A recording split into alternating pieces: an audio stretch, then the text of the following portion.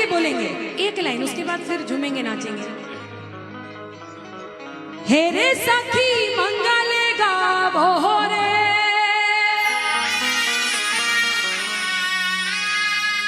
धरती अंबर सजावो रे,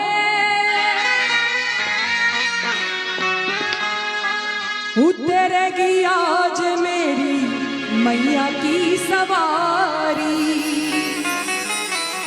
उतरेगी आज मेरी मैया की सवारी।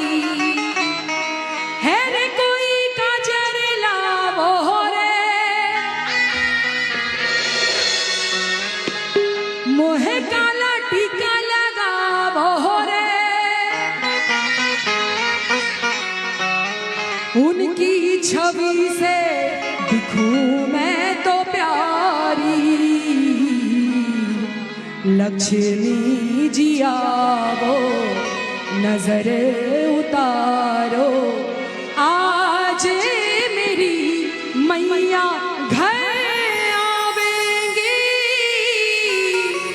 आज मेरी मैया घर आवेंगी। एक लाइन मेरे साथ गा दीजिए। हे रे सखी, एक बार गाइए। हे रे सखी,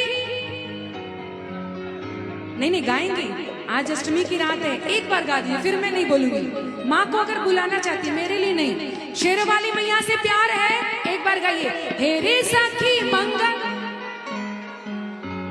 नहीं आता है, एक बार गा दीजिए, मेरे भी इज्जत का ख्याल रखिए, मैं भी झांसी की रानी हूं। एक बार गाइए।